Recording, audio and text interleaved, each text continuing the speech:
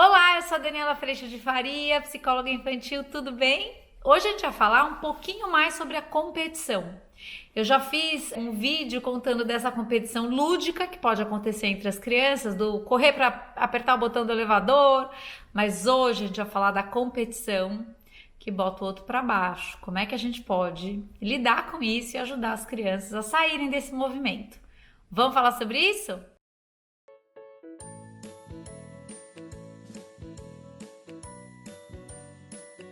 Oi, gente, tudo bem?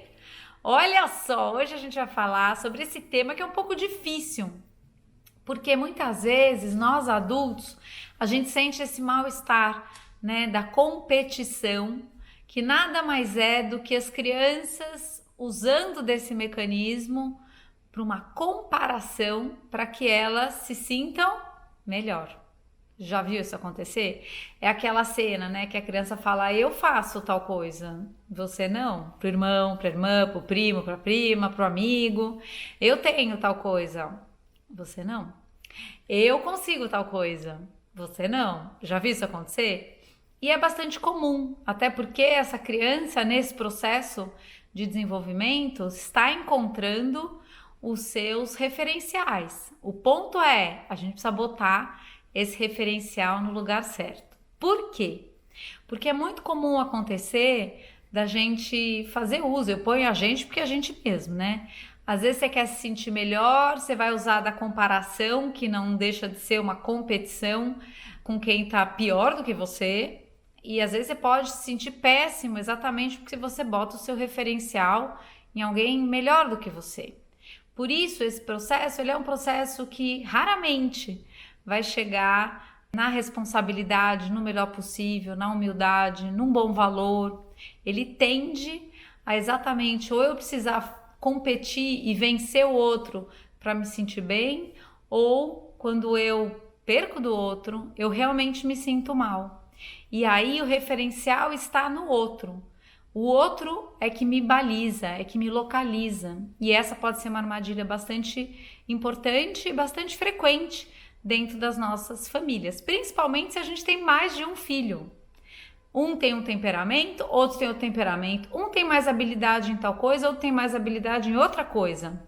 Cada um, dentro de um espaço de competição, pode usar dessas habilidades e dessas características e do próprio temperamento para criar esse movimento em busca de algo. Eu vou dizer para vocês o que essa criança, ou mesmo a gente, quando faz isso, está buscando.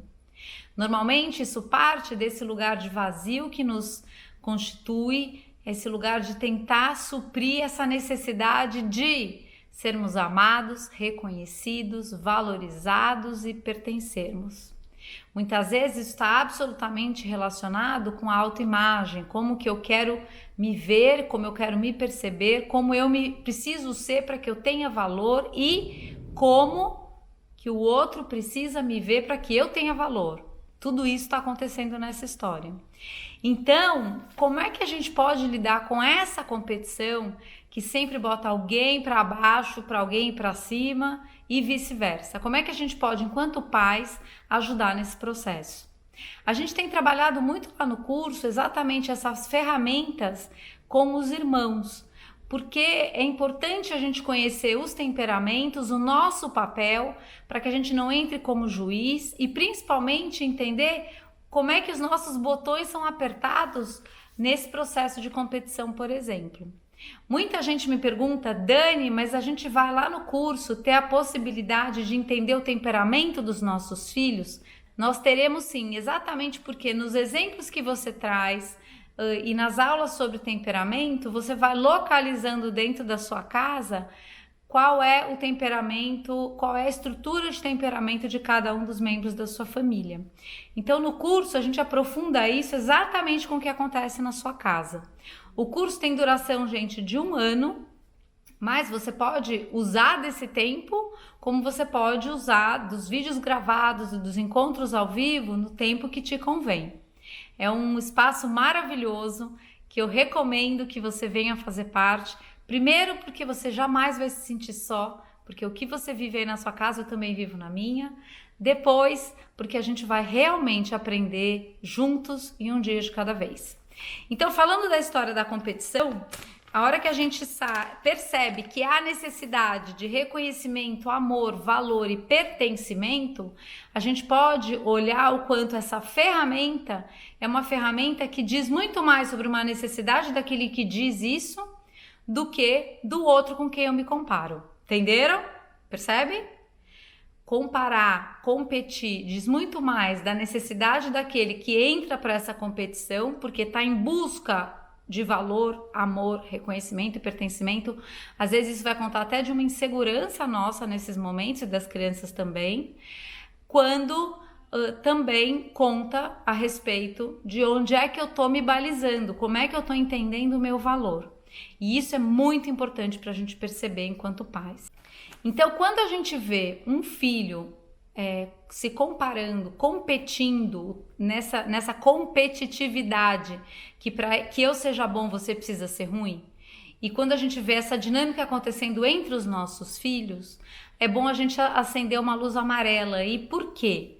Porque a necessidade das crianças está sendo dita através desse comportamento. Qual é a necessidade? Há provavelmente uma insegurança a respeito do valor, do amor, do reconhecimento e do pertencimento, porque há uma conexão sendo feita entre a minha performance e o valor que eu tenho, a minha performance e o quanto sou amado, a minha performance e o quanto eu pertenço, a minha performance e o quanto eu sou reconhecido. É a criança que está fazendo isso.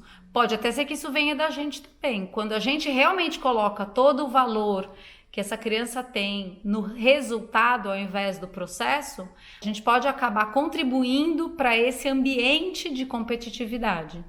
Por quê? Porque se por um acaso... Aí começa a dar aquele negócio, né, gente? Se por acaso eu não cheguei no resultado, eu justifico que não cheguei, eu culpo o vizinho, eu culpo o outro, eu culpo o jogo. Sabe essas cenas? Então, o que isso está nos dizendo enquanto adultos? Que é importante que a gente traga o valor para o processo. O mais importante não é o que seu irmão fez, o que seu primo fez, o que seu amigo fez ou tem. O mais importante é você fazer o melhor possível. É você ir melhorando referencialmente a você mesmo. Você perceber que antes você fazia 2 gols e hoje você conseguiu fazer mais um. Ou não fazia gol e hoje você fez um gol, e o quanto você está correndo mais, e o quanto você está se esforçando mais. Quando a gente traz exatamente o valor para o processo, a gente está saindo desse lugar de valor no resultado que, nossa, a gente faz um monte de artimanhas para que a gente garanta essa história, percebe? E quando a gente entende a premissa de imperfeição, eu vou entender e vou começar a comunicar para essa criança que o amor, o valor, o reconhecimento e o pertencimento não estão atrelados à performance. Ele já é amado na imperfeição que ele é. O que ele vai sendo convidado a fazer a partir desse lugar é o melhor possível.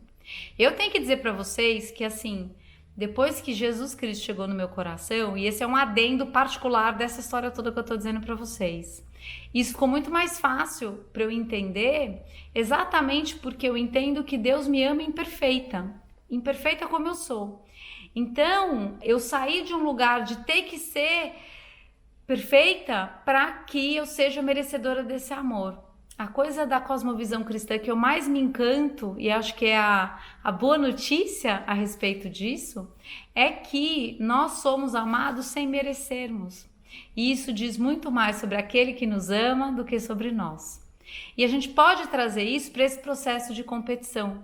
A hora que a gente demonstra para essa criança que ela já é amada, mesmo na imperfeição dela, mesmo na falha, mesmo no erro, é óbvio que essa paz vai chegando e o efeito disso é esse convite por gratidão a eu fazer o melhor possível. Percebe?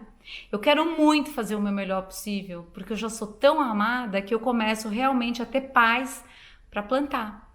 A hora que nossa grande preocupação, o nosso grande foco está no resultado, e essa é uma construção de autoimagem, o que acaba acontecendo é que mesmo que eu não tenha feito o melhor possível, eu preciso garantir o resultado perfeito para que eu seja vista perfeita, para que então eu seja merecedora do amor. Entenderam?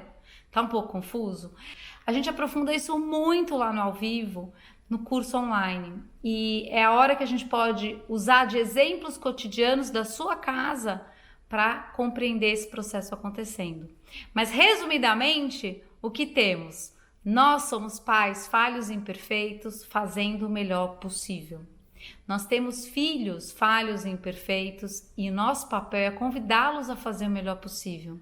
No acolhimento da falha e na hora que essa criança não perde amor, valor, pertencimento e reconhecimento quando falha, porque nós entendemos que ela também está aprendendo assim como nós, o que acaba acontecendo é que a gente está convidando essa criança já amada a cuidar do que ela planta, a cuidar do que ela põe no mundo, a cuidar dela fazer o melhor possível. Mas isso não significa que se ela não faz o melhor possível, então ela não vai ser amada. Não, não. Isso já acontece de um lugar de amor. Só que a gente só pode ter essa compaixão pelos nossos filhos, pelos nossos maridos, pelas esposas, quando a gente entende a nossa imperfeição, quando a gente entende que nós já somos amados também nesse lugar de falha. Nesse sentido, é que eu tenho trazido para vocês o quanto essa relação vertical íntima com Deus, eu não estou falando de religião, estou falando de relacionamento, é algo tão importante. Viktor Frankl foi alguém que criou a logoterapia dentro da psicologia. E ele passou por um processo muito forte de toda essa desconstrução da autoimagem, do que ele reconhecia como identidade. E ele traz algo muito especial, que é nesse relacionamento vertical de suprassentido com Deus, ele traz exatamente o quanto essa sustentação nesse suprassentido é capaz de trazer nesse amor o nosso valor, mesmo na nossa condição humana de hoje, falhos. Então, o que eu estou querendo trazer isso para vocês? Na prática, nossos filhos estão se comparando ou competindo no sentido da diminuição do valor do outro para que eu me engrandeça? A gente vai receber esse alerta de que está havendo, sim, uma insegurança do amor, ou o amor está sendo colocado num lugar de performance e de resultado. A gente precisa rever como é que a gente está encontrando essas crianças e a gente tem a possibilidade de dizer para essa criança: eu te amo, mesmo você falhando. O que eu espero, ou o que eu te convido a fazer é o seu melhor possível. Sabe por quê? Porque eu, como seu pai e sua mãe, eu também falho. E eu sei que eu também sou muito amado dessa forma.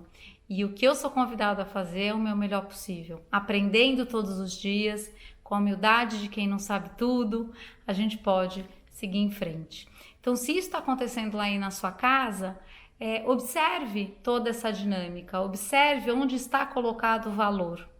Traga o amor para que essa equação da vida possa se transformar.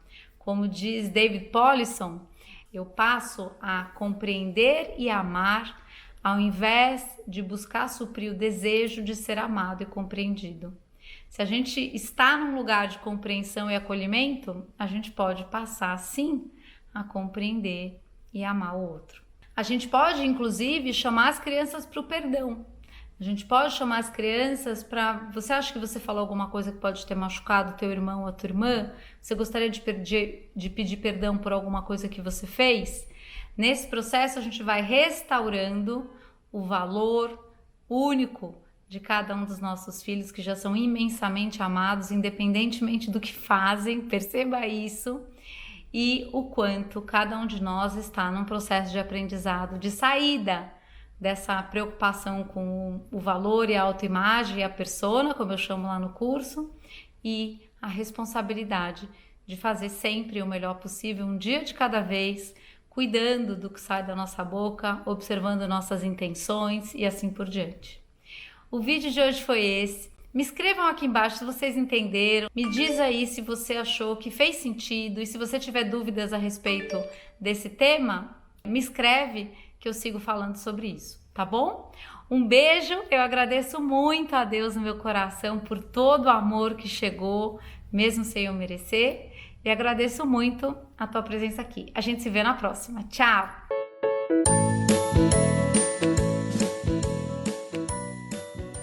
Se você gostou desse vídeo, se inscreva no canal e espalhe essa ideia. Tchau!